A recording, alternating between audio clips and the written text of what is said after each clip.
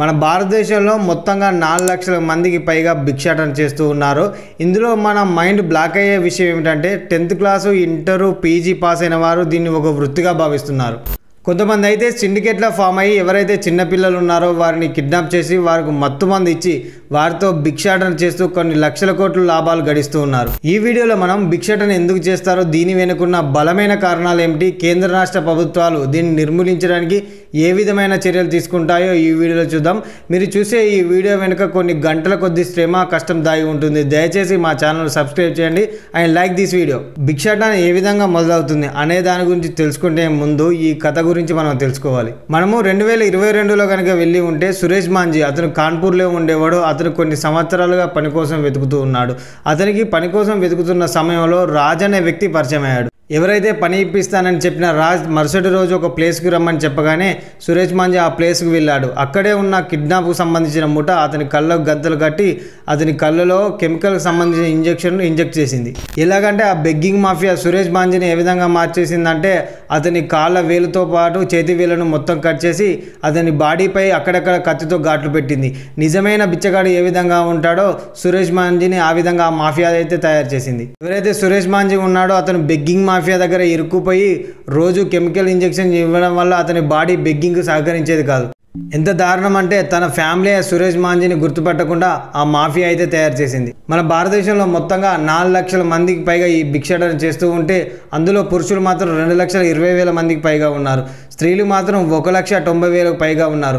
చూసుకుంటే మొత్తంగా భారతదేశంలో వెస్ట్ బెంగాల్ ఎక్కువ ప్లేస్లో ఉండగా బీహారు, ఏపీ ఆ తర్వాత ప్లేస్లో కుదించబడ్డాయి. ఎందుకు ఈ భిక్షాటన చేస్తున్నారనే విషయం మనం ముందుగా తెలుసుకుంటే చాలా వరకు పేదరికము, అన్ఎంప్లాయ్మెంట్, వారికి సరైన పని దొరకపోవడం, ఇంకొన్ని విషయాలు తెలుసుకుంటే మాత్రం డ్రగ్స్కు మరియు మద్యపానానికి బానిసలయ్యి ఈ రూటుని ఎంచుకుంటున్నారు. ఈ భిక్షాటన చేసే వారిలో 21% దాకా 12th పాస్ అయిన వారు ఉండగా 7.5% మాత్రం డిగ్రీ ఆర్ డిప్లొమా లేదా వేరే ఇంకా ఇతరత్ర కోర్సులు చేసిన వారు ఈ భిక్షాటన చేస్తూ ఉన్నారు.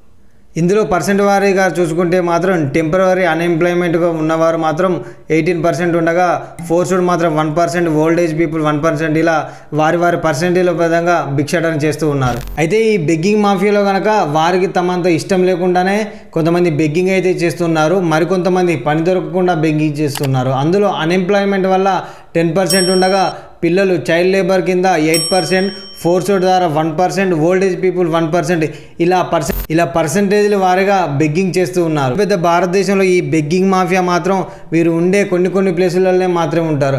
అదే స్లమ్స్లో చూసుకుంటే అంటే మురికివాడల్లో 33% ఉండగా అండర్ ఫ్లైఓవర్ సబ్వేలో మాత్రం 4%, ప్రార్థనా మందిరాలు అంటే రిలీజియస్ ప్లేసుల్లో 5% వీరి నివాసాలను ఏర్పాటు చేసుకుంటూ అక్కడనే బెగ్గింగ్ చేస్తూ ఉన్నారు. మరింత ఆశ్చర్యకరమైన విషయం ఏమిటంటే ఈ 4 లక్షల మంది భిక్షాటన చేస్తున్న వాళ్ళలో 12% ఈజీ మనీ కోసం అలవాటు పడి ఈ బెగ్గింగ్ వైపు వారి యొక్క వృత్తిగా మార్చుకున్నారు.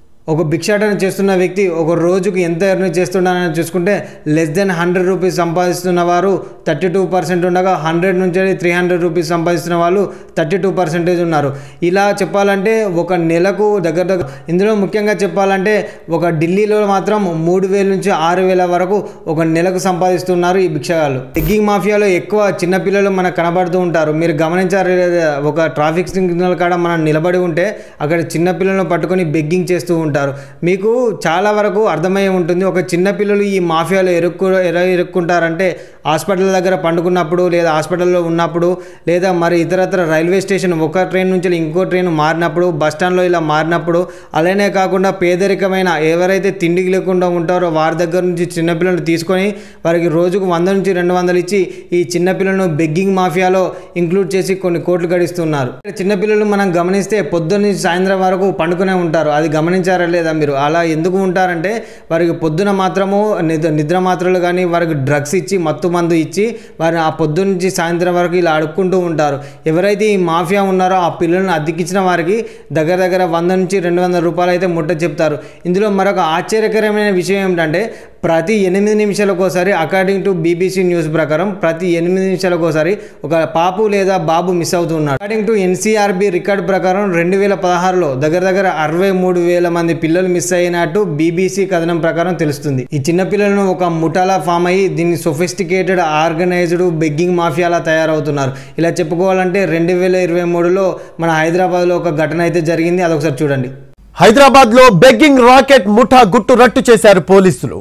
నగరంలో పలు జంక్షన్ల వద్ద భిక్షాటన చేస్తున్న బిచ్చగాళ్లను అదుపులోకి తీసుకొని రెస్క్యూ హోమ్కి తరలించారు.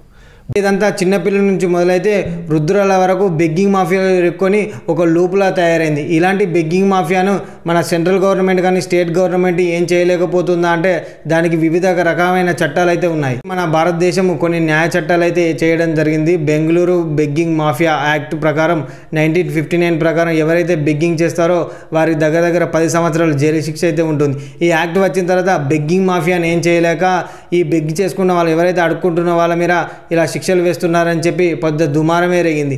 అయితే 2023 G20 సదస్సు జరిగినప్పుడు మన తెలంగాణకు ఇవాంకా ట్రంప్ వచ్చినప్పుడు ఎవరైతే ఈ భిక్షగాళ్ళు ఉన్నారో వారికి రీహాబిలిటేషన్ సెంటర్ పెట్టి అక్కడికి తరలించడం అయితే జరిగింది. కానీ అది మాత్రం పూర్తిగా కార్యరూపం దాల్చలేదు.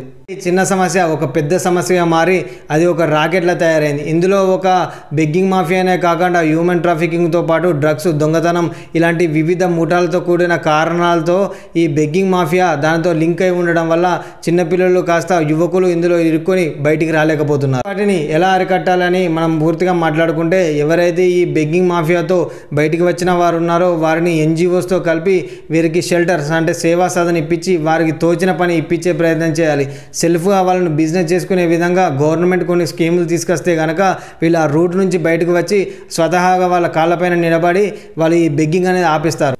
ఎవరైతే ఈ బెగ్గింగ్ మాఫియా ద్వారా బయటకు వచ్చిన వారిని నిందితులుగా కాకుండా బాధితులుగా చూసి వీరికి మంచి ఆహారంతో పాటు విద్యను అందించి ఒక రకమైన గవర్నమెంట్ షెల్టర్ ఇప్పించే ప్రయత్నం అయితే చేయాలి. గవర్నమెంట్ తరపున ఒక సంస్థను ఏర్పాటు చేసి టెక్నాలజీ పరంగా వీరిని ప్రతిరోజు మానిటరింగ్ చేస్తే కనుక ఈ బెగ్గింగ్ మాఫియా కనుక మన భారతదేశంలో అంతమవుతుంది. ట్రాఫిక్ సిగ్నల్ దగ్గర ఆగినప్పుడు మనకు కనిపించే ఒక చిన్న సమస్య కనుక ఎన్లార్జ్ చేస్తుంది ఇంత పెద్ద రాకెట్గా తయారవుతుంది.